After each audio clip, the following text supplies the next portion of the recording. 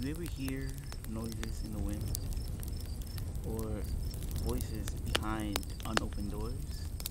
Closing your eyes might help for others, but for you, there's always the After Dark podcast.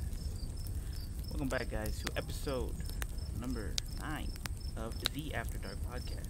Hopefully, you're having a really good Wednesday, middle of the week. Hopefully, having a really lovely evening tonight. Vince, how are you doing, my friend? Hopefully you're having a really lovely night where you are right now as well. So, first and foremost, I am not prepared because, as you guys heard at the beginning, I didn't put the chirping noises on, and I was like, oh crap, I forgot something.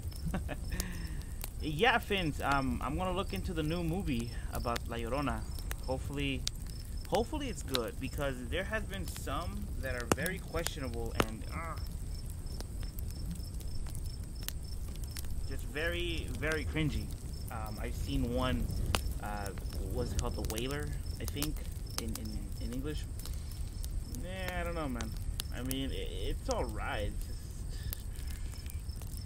I don't know. To me, I have no idea. But, hopefully the new one is better. So, I actually feel kind of spacious right now because everything's like pushed back towards the far side of my desk. But, I have my tea here. Hold up. Here it is. Yep. And I got a bunch of stories that we're gonna read tonight. But yes, I do hope that the La Llorona movie is a lot better than its older counterparts, because I seen some, and I don't know. I mean, yeah, you have the the malicious ghost, and all of a sudden it kills out of nowhere. It kills without any rhyme or reason. That's what I'm trying to say.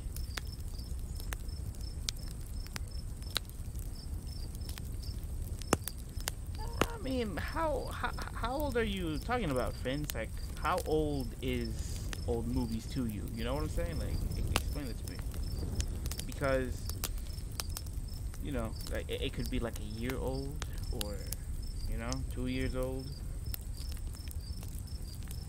How, in other words, how far would you go back, to watch a movie? Like, from the 80s, 70s, 90s, early 2000s, like the beginning of 2000s, because this is still the early 2000s we're living in. So, the beginnings of 2000s and all those stuff like that. So, do tell me, Vince. Me personally, I like movies from the 80s. Because, I don't know, if it's not 21st century, you're not watching it. I don't know, Vince. I mean, you are missing out. I'm telling you this right now. How old is the 21st century?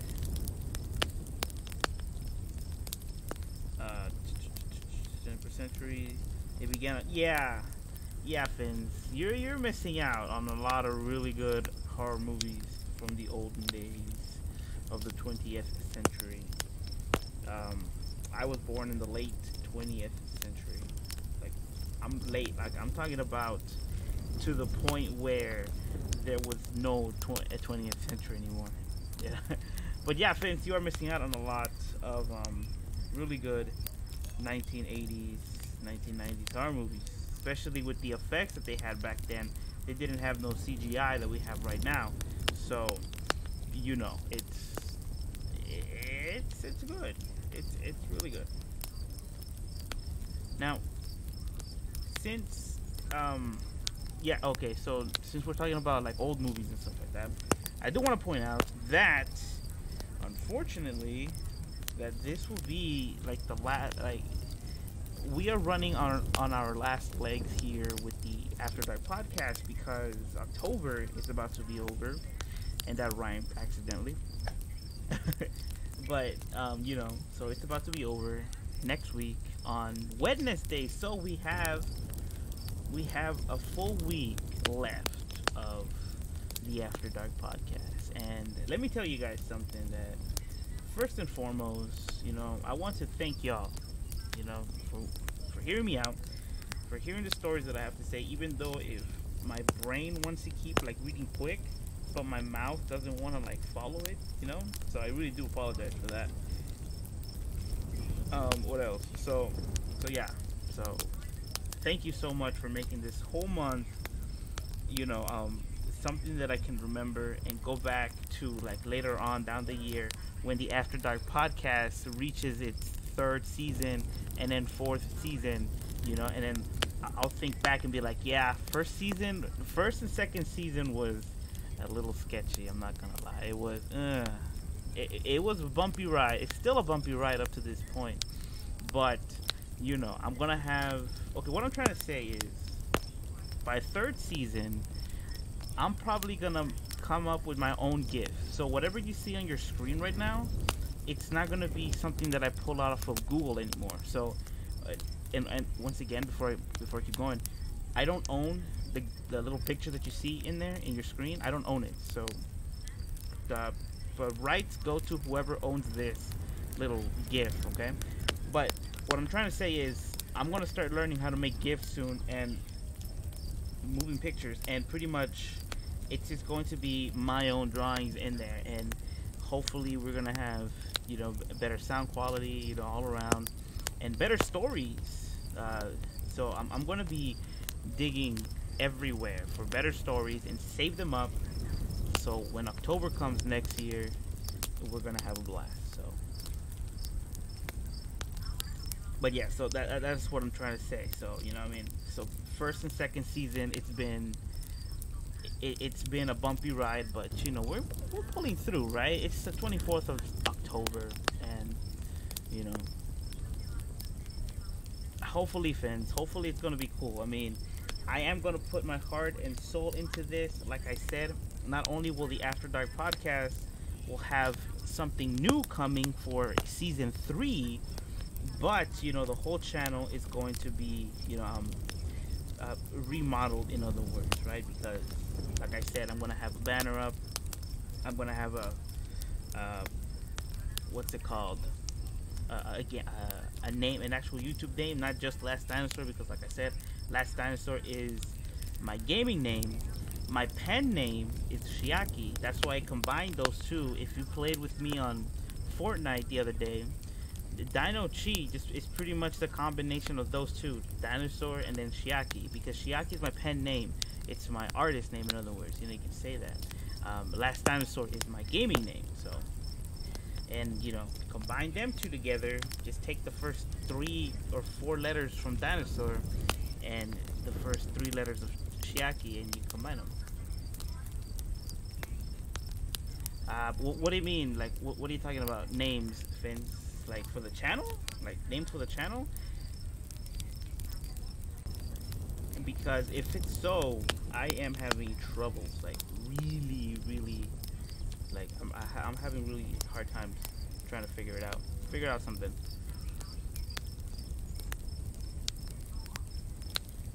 Let me see. I'm trying to look for some. I'm trying to look for some stories right now, actually, because I've found some, but and then I accidentally erased the thing, like the whole page that I was gonna read out of. So I think I found a good one. For the channel, I have come up with a few, but unfortunately, they're taken already. Either by someone who's not using YouTube, or probably somebody using YouTube just to like videos or yeah, or just listen to music or stuff like that. But I am having troubles coming up with one. It just feels like an RPG game all over again, because when you first start an RPG game, you go through the whole thing, right? Like, you make your character look cool and all like that, and then next thing you know, it says name your character. You name your character something else, and the next thing you know, it goes like, yeah, you can't name them that because somebody's already taken the name. So yeah, fans, it's kind of hard right now, trying to come up with a name, just because there's so many people, out there, probably with the same idea that I have, and just takes a name before me. But we'll cross that bridge when when we get there. Small steps, Vince. Like very like small steps. It like an old saying goes that I like.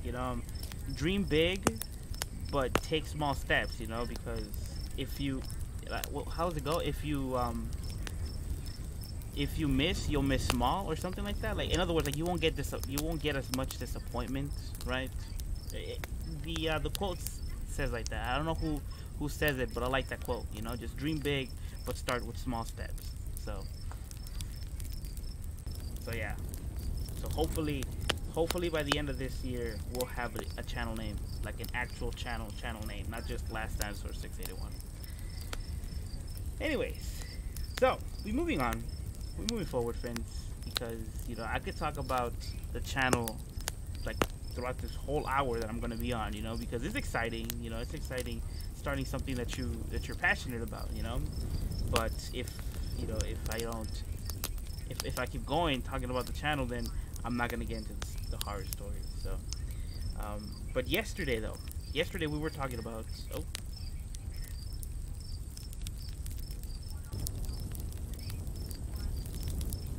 skeptic eclipse pulse. That sounds interesting. Yeah, I'll keep that in mind, Fins. I'll definitely keep that in mind. I have everybody helping me, dude. Like, yeah, you're helping me out. My friend's helping me out. Everybody, even my dog is helping me out. Somehow she's helping me out, but So yesterday, we were reading some Malaysian horror stories, and we actually saw a flyer. All right, so Malaysia has a pretty nice horror show, and why am I not over there right now? Oh man, you know what? It'll be cool, okay? Because like if I was there, okay. So like, let's go back to yesterday, what we were talking about, right? I got what you were saying, friends. Skeptic, clips and polls, yeah. So it's cool, man. Grammar, But yeah, so let's go back to what we were talking about yesterday when I first had this idea, right? The radio idea. Back then, I wasn't thinking about podcasts. I was thinking about radio, just straight out being in an FM channel, probably like channel 666 or something, 66.6, because you can't have, I don't know if you can have like triple digits, but 66.6 or whatever, But like, let's say I would have done this podcast from the very beginning, and I would have seen the catalog of Malaysia. We would have probably been in our like season 10 or probably like 14 right now, maybe. It all depends. Season 10 or season 12 of the podcast, right? Of the After Dark podcast. And I would have taken you guys to Malaysia, and like live stream with like face cam and everything over there from the really cool horror, scary or haunted houses that they have over there.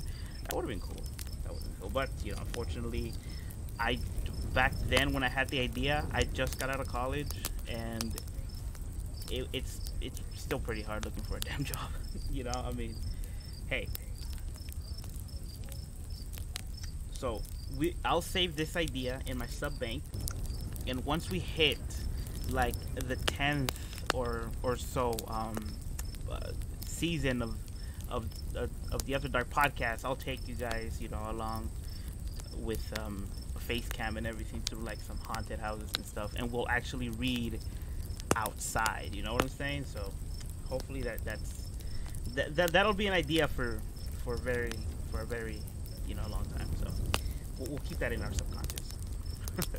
So we move along to a website called thethoughtcatalog.com, which I think we've read some of the stories here. I'm not too sure.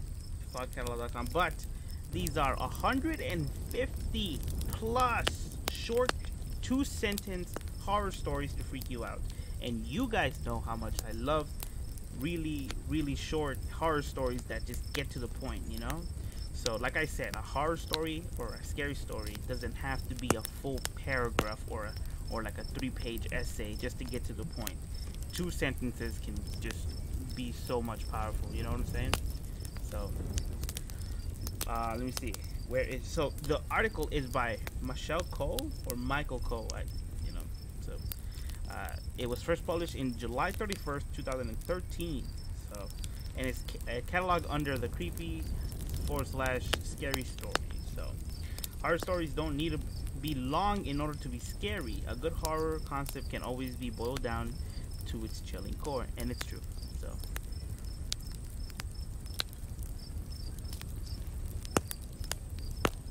I would appreciate that, Finn.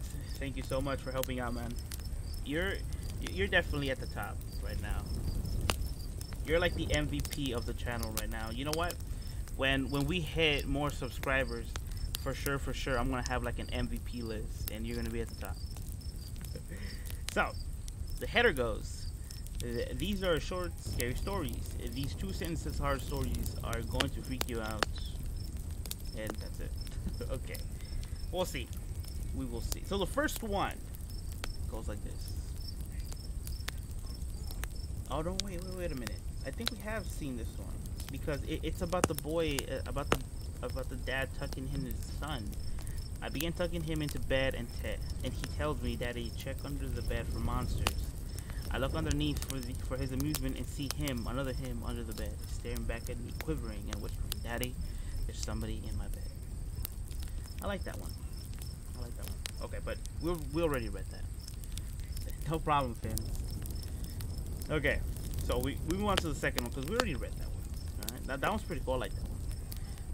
The same concept goes with the one that goes like, like she hears her mom downstairs saying, come get dinner or something like that, and then like her mom pulls her in from the door from her room. She goes like, "Yo, I heard that too." That's very creepy. So the other story goes.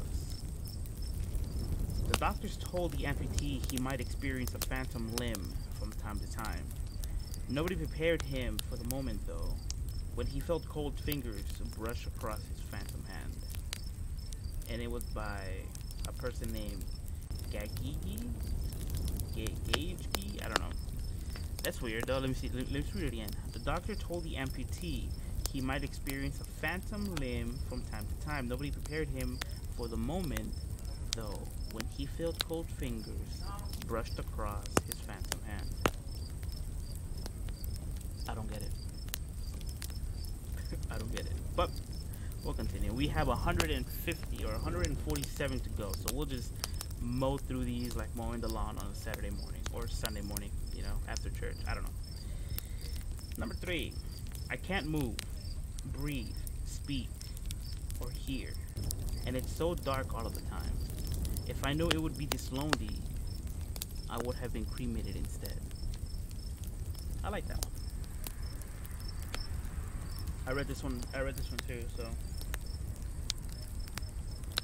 Another one goes like, oh, by the way, that one's by Graboid27. This one. This is the fourth one. Don't be scared of the monsters. Just look for them. Look to your left, to your right, under your bed, behind your dresser, in your closet, but never look up. She hates being seen. Don't look up, guys. Fans, don't look up. She's up there. And this was by Anarchist Waffles. Let's move on. Number 5. I woke up to hear knocking on glass. At first, I thought it was a window, until I heard it come from the mirror again. And this was by The Real Hat Man. I don't know, man. I mean, mirrors to me, I know how they're made. I saw a video on how they were made. Some liquid form, and then it solidifies to make into the mirror we have in your bathrooms, or in your living rooms or in your rooms. But the reflections just because what if all of a sudden you're like fixing your hair to go to school, or you're putting your tie to go to work, and you're looking at yourself in the mirror, but all of a sudden when you turn, what if your reflection never turns with you? Okay. Number 6.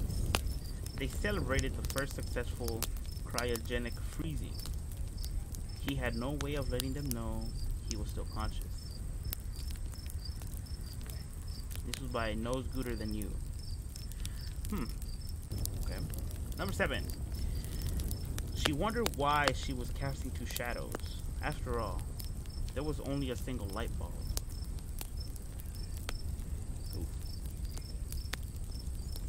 Having somebody else in the same room with you while you're alone.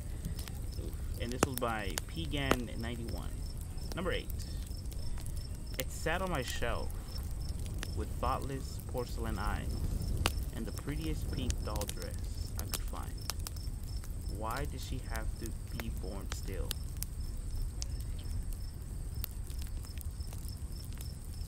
What? Hold up. Let me read it again. It sat on my shelf with thoughtless porcelain eyes and the prettiest pink doll dress I could find. Why did she have to be born still? I get it.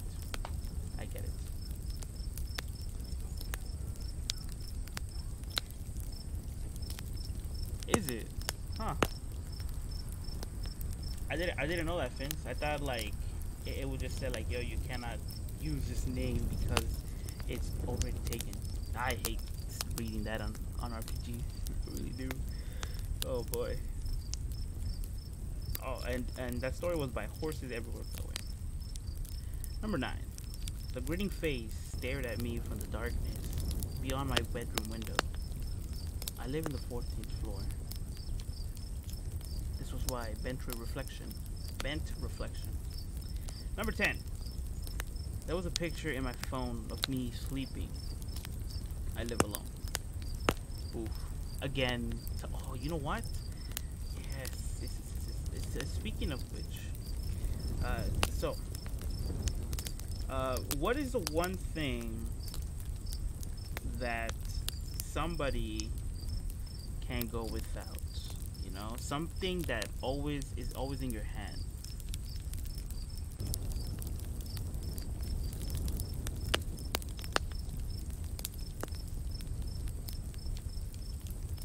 Yeah, oh man. That's a lot of results, and I'm gonna be in the sea of all of them. I'm gonna be like 1,001. But yeah, so one thing that nobody can live without nowadays, actually, and it's pretty much in our hands everywhere we go, from the time we go to sleep to the time when we wake up, is our phones, right? I mean, first of all, it's not healthy to be, to receive your phone when you first wake up. Just wake up first and then be like, hey, morning mom, morning dad, or morning wife, or morning husband, I don't know. But it's not healthy. But the point I'm trying to get at is that it's, it's pretty much not ideal to have your phone with you at all times, because with the phone in your hand, it's pretty much asking. An iPhone? I have an iPhone. I mean, it's a really old iPhone, right? But it still works. But yeah, so I found a story called Cell Phone, and we'll read it right now, actually. So it's in the website called scaryforkids.com, because we're all kids inside. No matter how old you are, you're gonna see a video game in your shelf. You're gonna be like, damn, I'm gonna play it again, and eventually do, right? So it goes like this.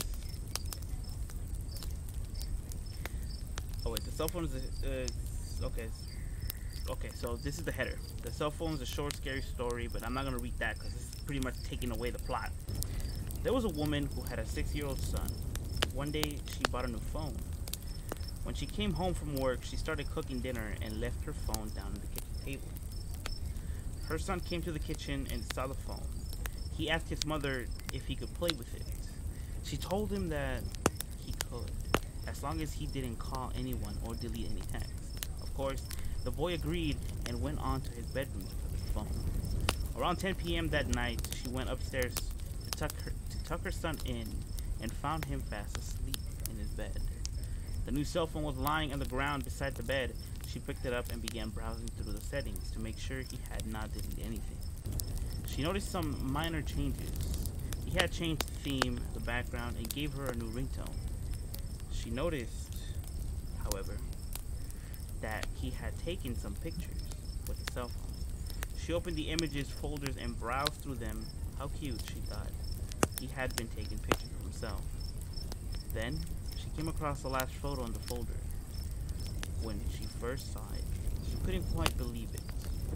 Her eyes were playing tricks on her, right? It was a photograph of her son lying asleep in her bed. But the disturbing thing was what was lurking in the far left corner of the picture. Wow. I mean, this is what I'm talking about, right? Like, you go to sleep with your phone right next to you, and next, you wake up with it in another position or like elsewhere, right? So you think, oh, I probably smacked it with my hands and make it move. But and then you see pictures of yourself being taken, and you remember you're the only son, or the only daughter, or you live alone. What do you guys do? That's very creepy.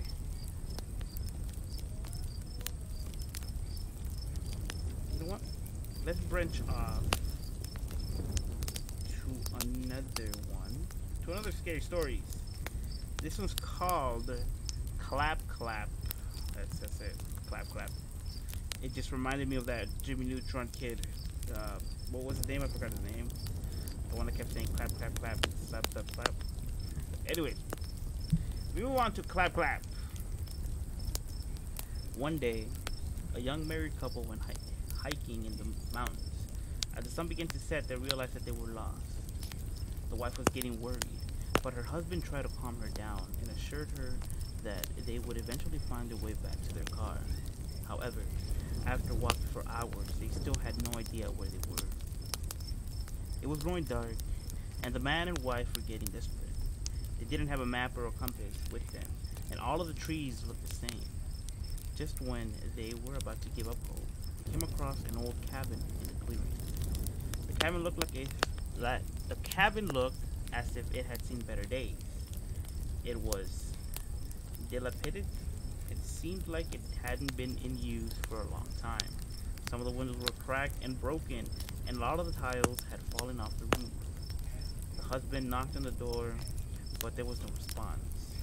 When he turned the handle, it slowly opened.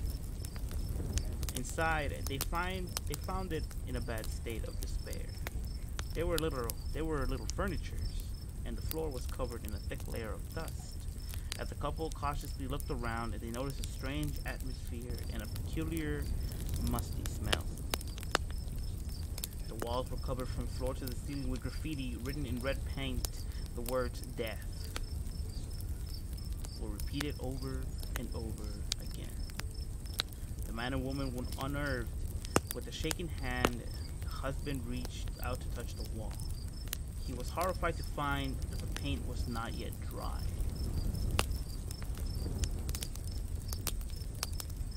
Thank you, Finch, for coming. I really do appreciate it.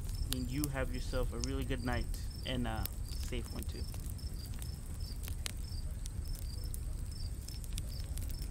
I'd sleep with the night light too. Keep the monsters away.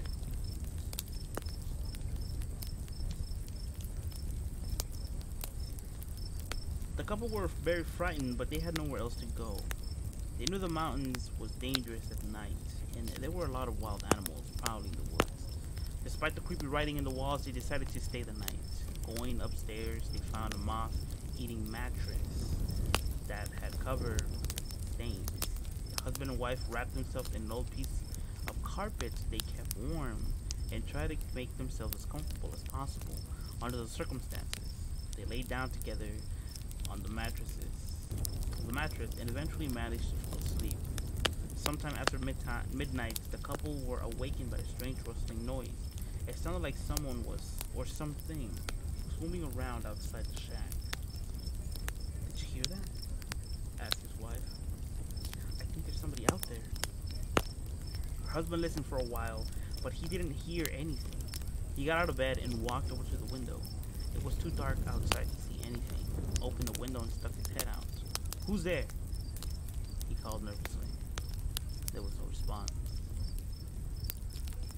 He was about to go back in bed when his wife said, "Maybe it's someone who can't speak."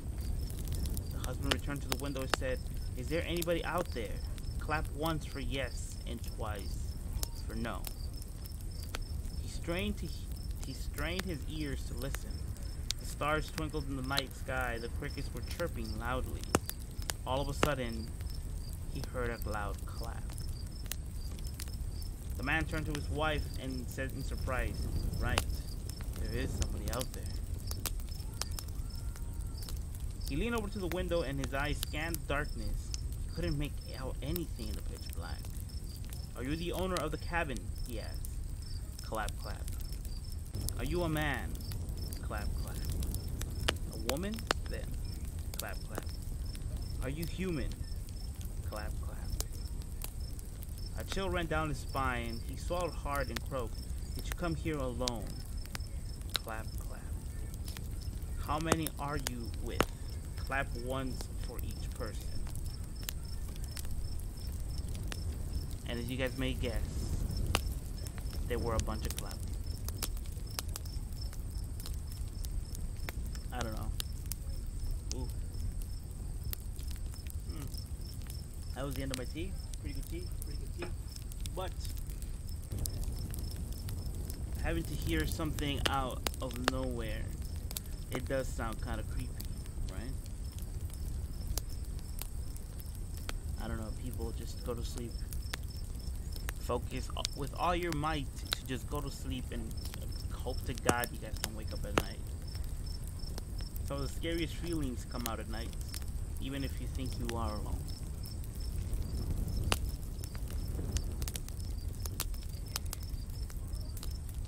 Let's go to another one.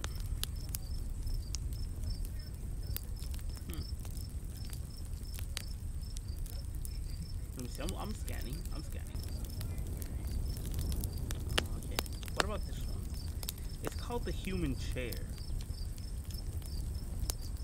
And this one is based on an old Japanese story by Edogawa Rampo. I've read the Japanese version of the story, but let's read this version of it. Hello. What you're about to read will shock you.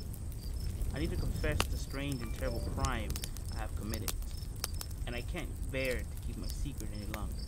I beg you not to stop reading.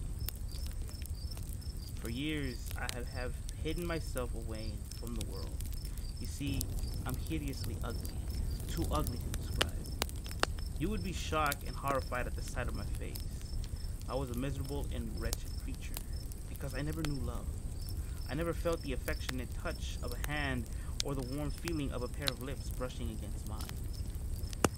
I was a carpenter by trade, and I worked all day in a factory, making furniture. My specialty is making chairs. My skilled hand carved the wood, screwed the pieces together, fashioned the backrest and armrest, and did the upholstery, padding, the cushions, and sewing the covers. As I worked, I felt like an artist creating a great masterpiece. When my chairs were finished, I would always test them. I would always test them out to make sure they were very comfortable. It gave me a great thrill to imagine all the different people who would sit in the chairs I created. Unlike me, they had wonderful, happy lives. They had someone they loved, and who would love them back. Every time I thought of them, I felt nothing but misery and despair. One day, I was designing a new type of chair, and as I worked, a very strange idea began to take form in my mind. I changed the design and made a hollow space inside. It was a cavity large enough to fit a human body, of course. I had to take out a lot of the wooden framework and the springs inside. The knees would be just below the seat, and the head and the upper body would be inside the backrest. Someone could sit inside the chair, and no one would have ever known they were there. I left a small space for supplies like food and drinks, and I even included a little potty for pee-proof. By the time it was finished, the chair had become a miniature home. stripped off my clothes and climbed inside the chair. Can you imagine how strange that felt? It was a tight fit, but I managed to get used to it for a while. After a while, I was in complete darkness, but I could hear what was going on around me. I heard my colleagues walking around the factory looking for me. They had no idea that I was right under their noses. After a while, some delivery man loaded me into a truck and transported me to a furniture store. They put me on display in the middle of the shop floor and left me there. I was perfectly concealed and nobody was any the wiser. I was like a crab or a turtle, but instead of a shell, I had my chair. Almost as soon as I arrived, customers started testing out the chair. I can't tell you how many unknown bottoms sat down on me. Some of them had big fat bottoms like a jellyfish, and others had thin, bony bottoms like skeletons. Some had firm buttocks like a horse, and others had chubby buttocks bouncing up and down on me like a rubber ball. It was an amazing feeling. I could feel the warmth of their flesh through the material. Their shoulders rested against my chest, and their arms and hands rested on mine. Not one of them suspected that soft cushion they were sitting on was actually little old me. Previously, because of my grotesque and disturbing appearance, people had always recoiled at the sight of me. But now, my skin was virtually touching theirs. Though a thin layer of cloth hidden inside a chair, I imagined myself hugging them, kissing them, and wrapping my arms around them in a passionate embrace. Of course, it was strange sort of existence. After spending so long inside the chair, sitting in the same position, my muscles started to wither away. I could barely move, and my body was crooked and bent. I was folded up like the contortionist, but I didn't care. All I could think about was the exquisite feeling of having people sit on me. One day, somebody bought my chair. The delivery man picked me up and put me in the back of the van and brought me to the home of a nice family. They put me in their living room, facing the TV. Within days, every member of the family had sat on me at least once. I was in heaven. But there was one more member of the family I loved more than all of them. This person was very special to me, and as time went on, I began to fall in love with them. I couldn't help myself. Whenever they sat on me, I tried to make my knees as comfortable as possible for them. Whenever they leaned back on me, I would embrace them more warmly and make them nice and snug. But they felt tired. But when they felt tired, I would move my knees back and forth, gently rocking them to sleep. You may think I was mad, but I was madly in love with this person. I became obsessed with them, and I longed for them to return my feelings. I reached to the point where I felt that if only they knew I was there, they would fall in love with me too. The person loved to read, so I came up with a cunning plan. I wrote down. That's bad wording right there. I wrote down my story and submitted it into the website they frequented. But now they probably guess who I was talking about. That's right. It's you.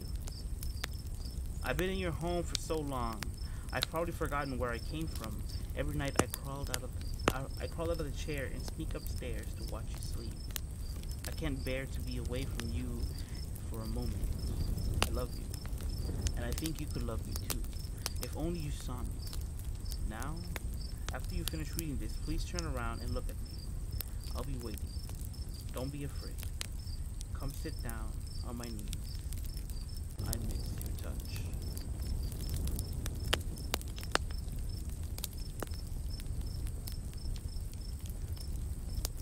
Wow.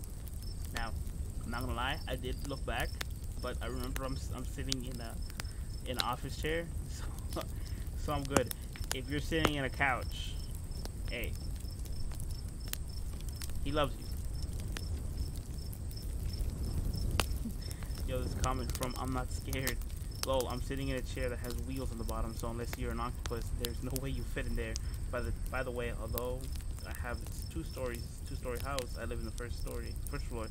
Nice story. Keep it up. Yeah, I love the story. It's an amazing story, but it's creepy at the same time, though. Especially when it's directed to the reader. I like this. I really do like this. So, next time you sit down in your comfortable chair, make sure you don't slam on it. Make sure you love it back.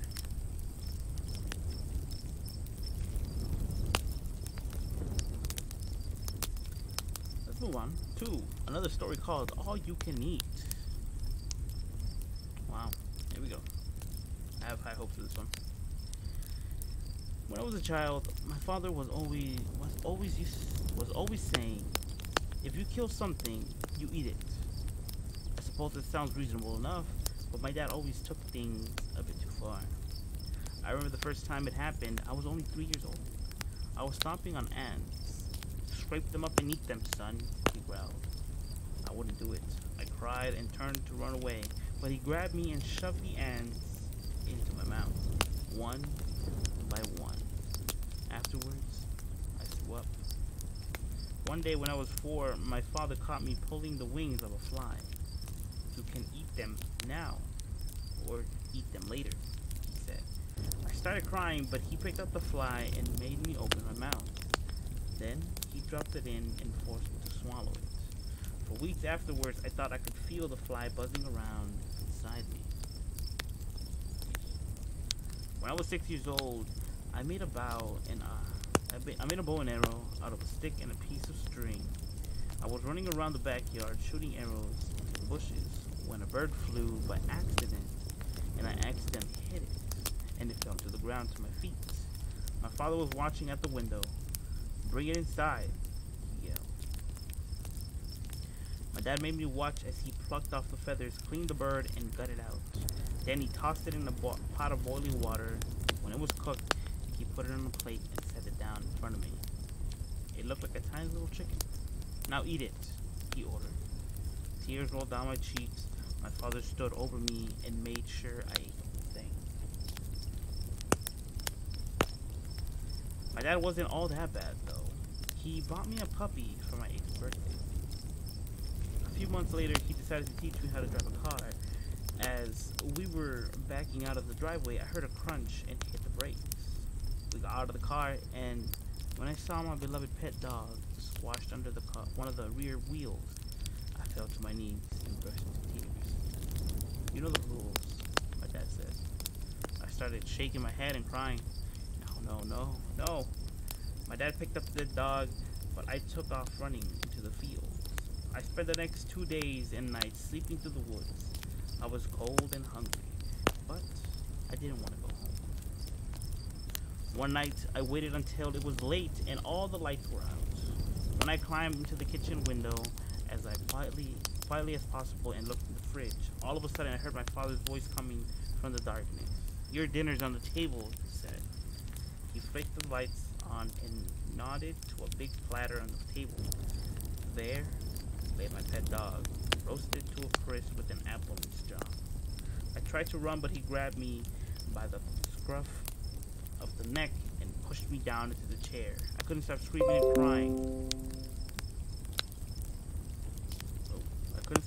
and crying. Where was I? But he didn't care. Picking up a knife and fork, my father carved pieces of the dog and put them in my plate. He made me eat until I felt my stomach was about to burst. Something inside me snapped that night. I couldn't take it anymore. Then and there, I began plotting to run away. Early in the morning, just before dawn, I got dressed and packed a bag. Then, I quietly opened my bedroom door and tiptoed into the hallway. Standing on top of the stairs was my father. He had been waiting for me. Going somewhere? He chuckled. I tried to run past him, but he stepped in my way, and I accidentally slammed into him and lost his balance. Everything seemed to happen in slow motion. I watched my father fall backwards, and I reached out to grab him, but I missed. He tumbled down the stairs, hitting every step on the way down, and landed at the bottom with a dull thud. I ran down the stairs and tried to help him, but it was useless. His neck was twisted in an odd angle, and his eyes dead. Stared up at me, and I started crying uncontrollably. I was still crying as I switched on the oven and went into the shed to fetch the axe.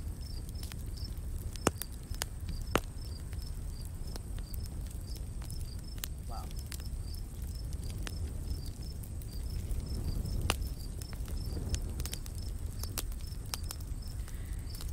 It gives a new meaning to "you are what you eat," but you know, don't do that. Don't eat everything you kill. That is nasty. You know, I mean, that's why we have the food section. You know, I wonder what would happen if you would accidentally kill the person. Let's go to the little story called "The 5 Words." Oh, scary stories in 5 words. I just saw my reflection blink. I just saw my reflection blink. My bad. I try to combine blink and reflection at the same time. Blink. Living alone, the toilet seat was warm. There's a skeleton inside you. Alone in bed, blanket shift. Monday, Tuesday, Wednesday, Thursday, Monday. You didn't kill that spider. It enjoys watching you sleep. My shadow walked past me. Zombies learn to use guns. Okay. 10 missed phone calls from mom. That's scary. You don't want to see like 10 missed phone calls from mom. That is very scary. Swimming. Something touched my foot. Your internet history is public. Oof. Last person alive hears knocking. It was a cannibal snowman. The door was closed. The door was just closed. Freddy is outside your window. Anyone you know will die. Oof. That clown called your name. Text my boyfriend I'm dead. Oh, hold up. What? The devil wants your soul. I dingo ate my baby. That's so scary. Calls came from inside the house. I like that one. Why is one knife missing? Not paranoid, they're after me. If they wake up, run. Hear heart stop, she didn't. Wife screams at her funeral. You awake suddenly, buried alive. Home alone, smell strange fart. Oof. Another one goes, one of the comments says, "Hello, my phone is on 2%. Okay.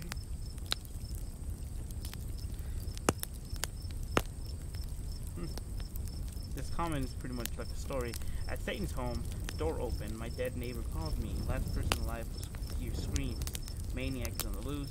Been kidnapped and found alive. Bloody hands on my mouth. On mouth. What? Married today, dead next year. Home alone. Bedroom door slammed. Dead friend texted. See you later. Okay, that's creepy. Let's move on. Let's move on to this one, which I think it has like stories within a story. It's called Weird Stories. The first one was called The Black Lagoon. There were 6 friends who went to university together. After their final exam, they decided to go out on a camping trip in the wilderness.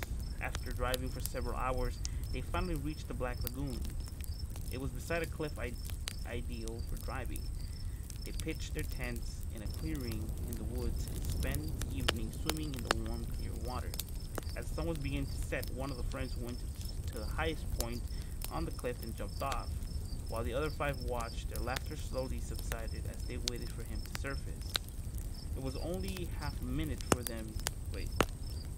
It only took half a minute for them to dive in after their friend, struggling and sputtering among the reeds in the lagoon. They searched hopelessly for him. Finally, they disentangled themselves and came back up. But they never saw their friend again. Heartbroken, they returned to the city and passed a strange and lonely year in which their only solace was the knowledge that they would return to the lagoon to honor the anniversary of their friend's death. A year passed and they returned to the lagoon as a memorial, but as they approached, they saw a figure at the edge of the water. It was their friend. He was just standing there with his back to them, his head bowed. Excitedly, they called out to him and he began running towards them, but he didn't turn around. As they closed their eyes, they shouted louder and louder, but he still didn't react. They were running towards him, but suddenly they stopped dead in their tracks at the edge of the water. They saw not one, but 5 crosses. Wow, so pretty much they're the ones who died, not the friend. So they were ghosts. Wow, that was good.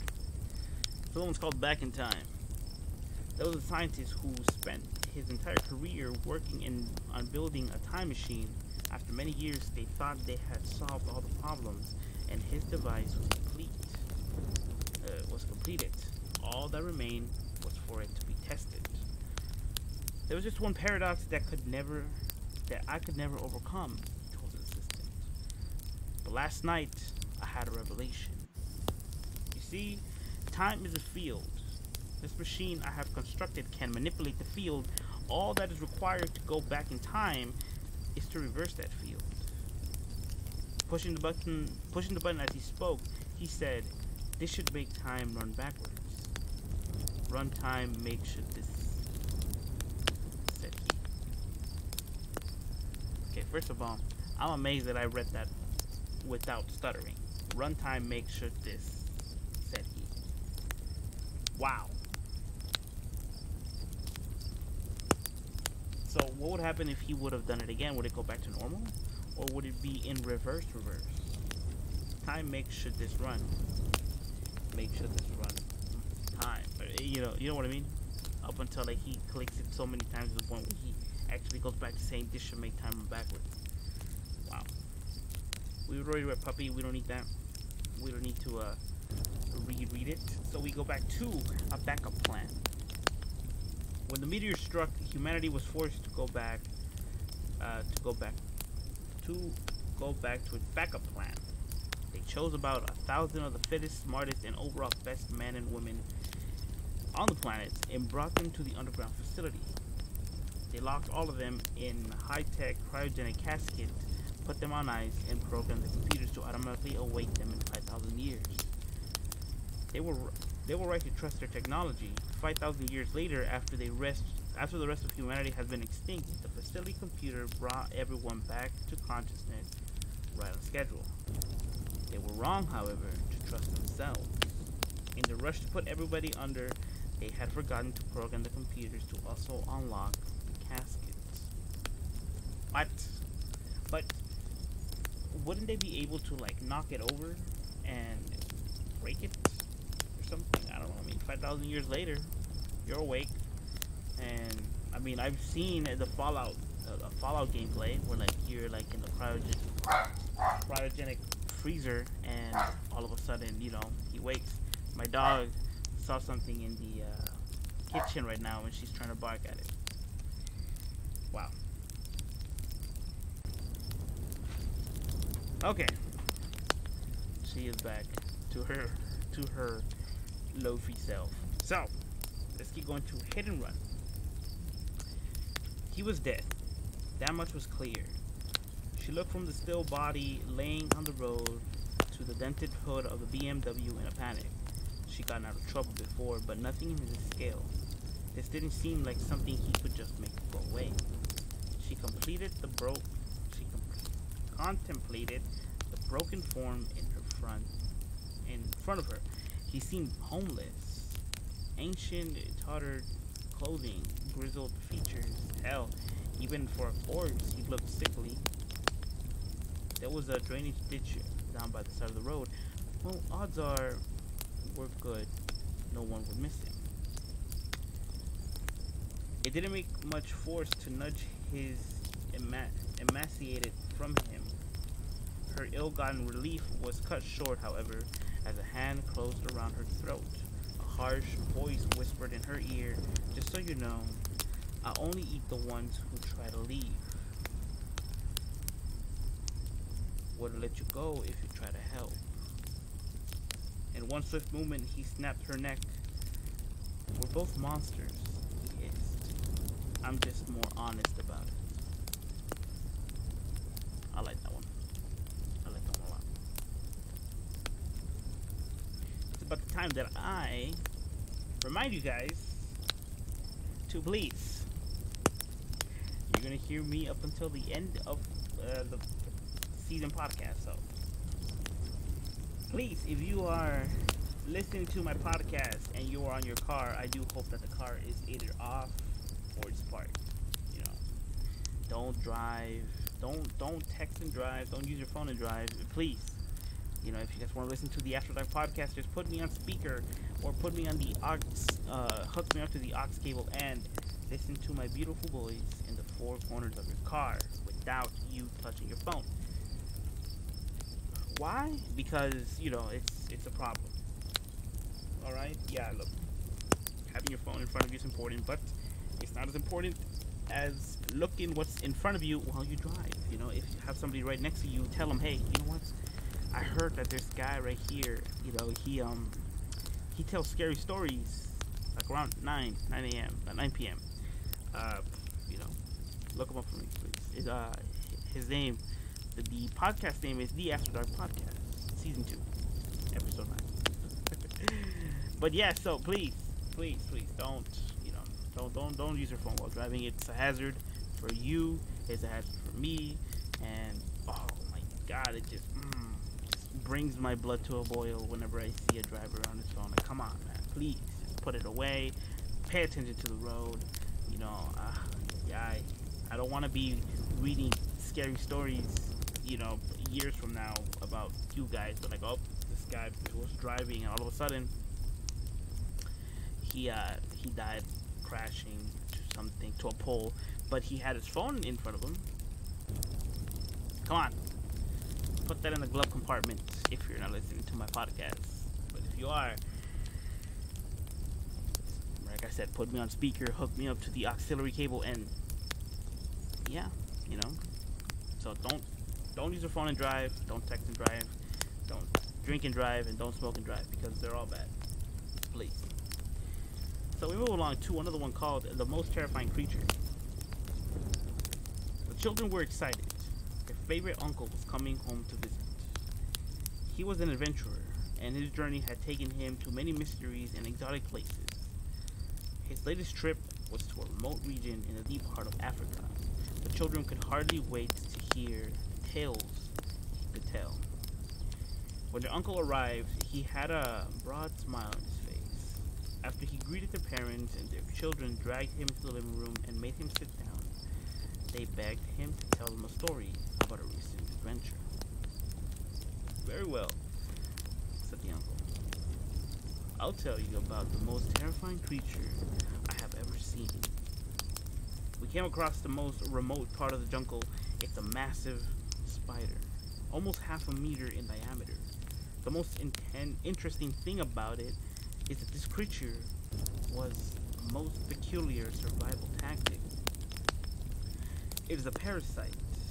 When it attacks its prey, it enters the animal through the mouth and crawls down into the belly.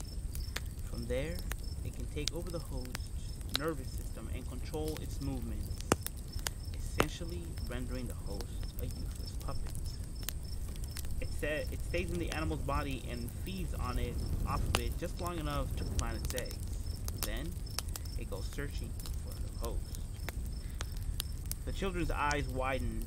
"What a fascinating creature," they exclaimed. "Imagine what would happen if it made its way down here to Europe." "Perhaps it already has," the uncle said with a wry smile. He cocked his head back, and a terrible gaggling noise came from his throat. As the children watched in horror, blood started to pour from his eyes and ears and nose, and eight long spindly legs emerged from his mouth. "Get me the can of flipping the raid in a lighter. Let's see what happens. Seriously, man. I mean, come on. That's very creepy. The uncle died, and wait. Oh, hold on. Because apparently, the spider lives inside the host, right? And it takes control of the nervous system. But since when did it learn how to speak? What? Eesh. We move along to number 7. It's called water. I woke up to a beautiful morning. The sun was shining and it was shimmered on the water. All of a sudden, something caught my eye. It was a little girl. She was waving her arms and moving her legs back and forth. She needs my help, I thought. She can't breathe. I reached out and grabbed her, pulling her close to me. I tried to calm her down. Everything's going to be fine, I told her.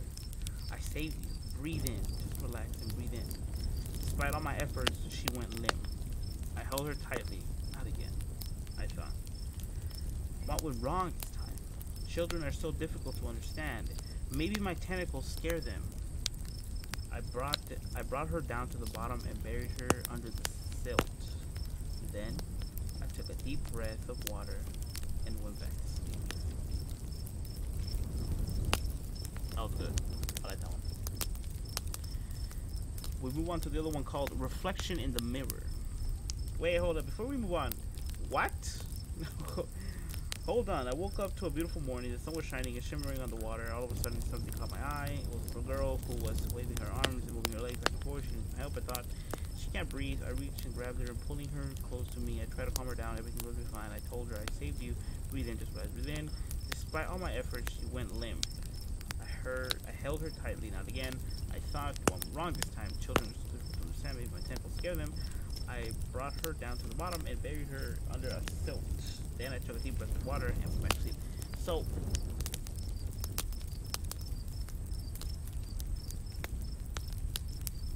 So he drowned him?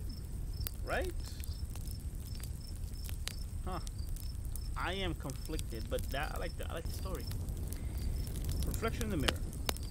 She was standing in front of the mirror, brushing her hair when she noticed something. She stopped brushing. Something wasn't right. I blinked. She didn't. It was a tiny mistake, but she noticed it. Her hairbrush slipped from her hand, and so did mine.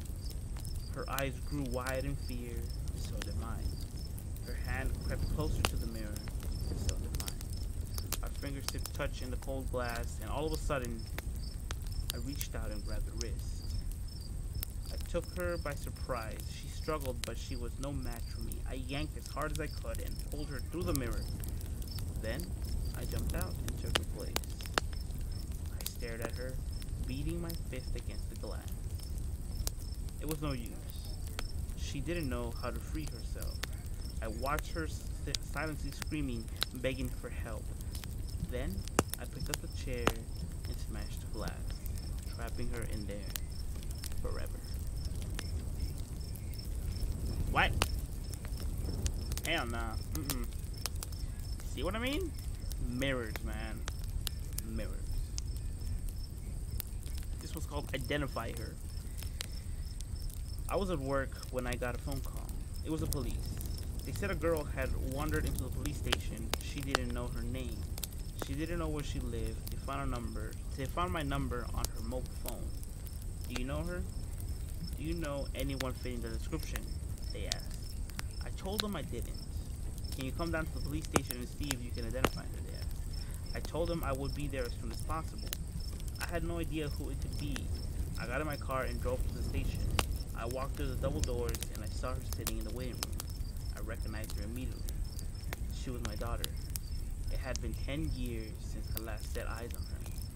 10 years since I reported her missing to the police.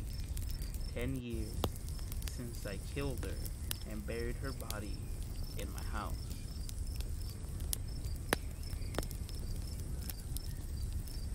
That one was good. I like that one too. Wow. That's creepy. Moral of the story, don't kill anybody. That's it. Number 10, and the final story we're going to be reading tonight is called The Blind Painter. They called him the Blind Painter. He was an old man in his early 70s. and he lived in a small house at the edge of town. He was an acclaimed artist, but he had been completely blind ever since the day he was born. Despite his disability, he had painted some of the greatest work of art anybody had ever seen. People come from far and wide just to have their portraits done by the blind painter, as long as they paid the request fee. He would paint a portrait of anyone. He could paint a portrait of anyone. Nobody knew how he was able to paint with such skill, even though he couldn't see the person sitting in front of them. It was uncanny. It was an uncanny ability that defied logic. I arranged for him to paint my portrait. On the appointed day, I walked up to his house and knocked on the front door. When it opened, I saw the blind painter standing right there, leaning on his cane. His face was drawn and wrinkled. His eyes were milky white. He invited me in, and I followed him as he shuffled down the long hallway. In his studio, I handed over an envelope containing his fee. He thanked me and told me to sit down on a stool.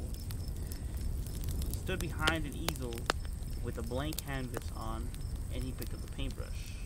Before we begin, I must warn you, he said. Sometimes I paint too far. I had no idea what he meant. His paintings were always so beautiful, so I was sure I would be dissatisfied with the finished product. I sat there adopting a pose as he started painting.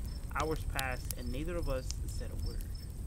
The blind painter never looked up to his canvas. His brush traveled back and forth, and his brows wrinkled in concentration. Finally, he put his brush down. "I'm finished," he said, and beckoned for me to come take a look. As soon as I set my eyes on the paintings, I was horrified. He had painted me lying on the ground, surrounded by a pool of blood. My throat had been slit open, and my body was covered in stab wounds. My eyes were glazed over, and there was a look of terror froze my face. "Why?" I asked, stepping back in horror. "Why would you paint something like this?" The blind painter looked at me with his sad, milky white eyes. "I warned you," he said. "Sometimes I paint too far. Sometimes I paint the future." Wow. My future would be revealed to me by a painter of milky white eyes and black. That's an interesting story. I like these 10, what's it called? Weird stories. 10 weird stories that we just read right now. Very interesting. Very interesting. Especially the last two about the octopus. No, wait, the last three actually. Pretty interesting. Pretty interesting indeed. What the hell did I do? Okay, there we go.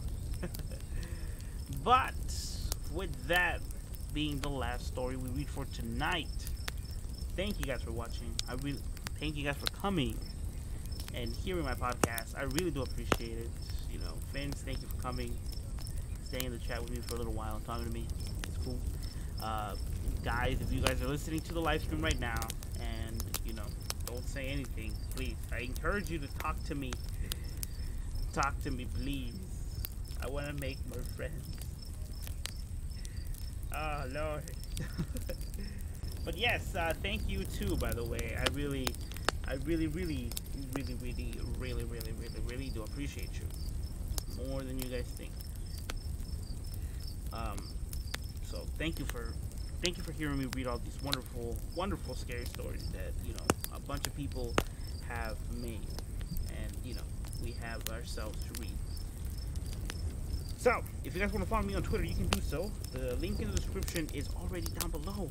You know, you can click in there, it'll take you to my page, and, you know, I try to keep it as clean as possible. I'm gonna try to clean it up even more, but it's gonna take some time. You know, we can chat, send me pictures, anything you guys want. You know, that's the best way you guys can contact me for right now. You know, if you have any horror stories, scary stories, urban legends, fables, folklore, anything you guys want to share with me, this is the last week to do it.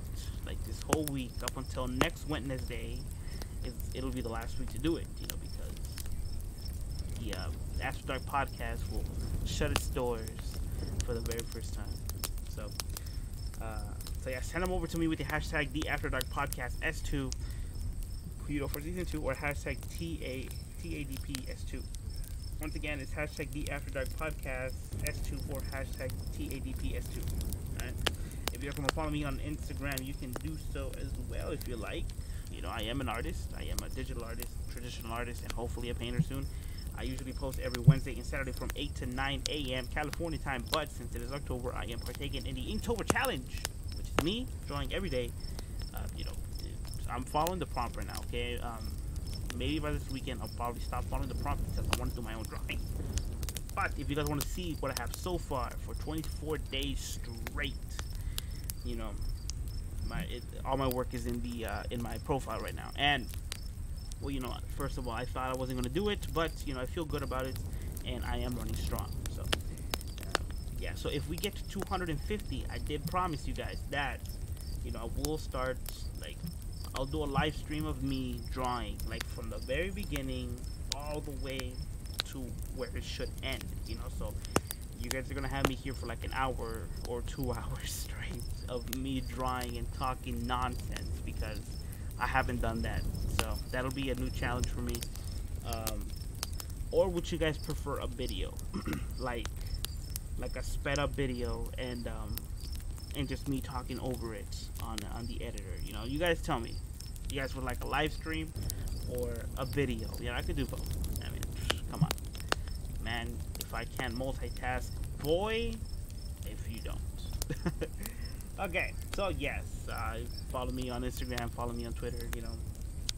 So it'll be like every 50, right? Like right now we're about to hit 250.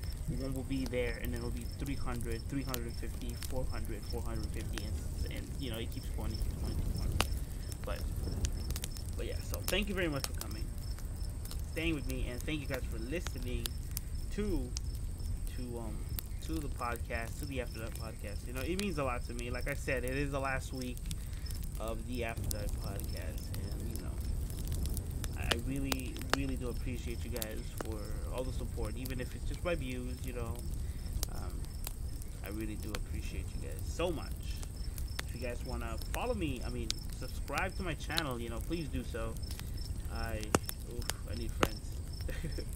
And like I said, we're all friends here, so click that subscribe button, that big old red button. Please, that would really appreciate you guys so much. Okay, so for movie recommendation time, I have been trying to find one, but I don't know. I haven't seen anybody man.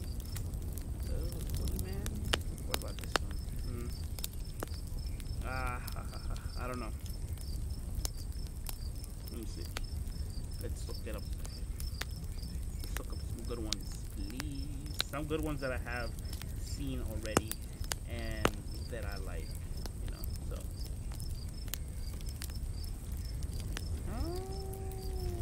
Yeah. Okay.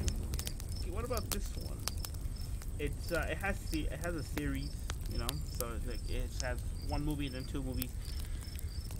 This one's called, the movie I recommend for tonight is called Sinister, a 2012 American supernatural horror film, who was directed by Scott Derrickson, produced by Jason Blum and Brian Kavanaugh Jones, written by C. Robert Cargill and Scott Derrickson.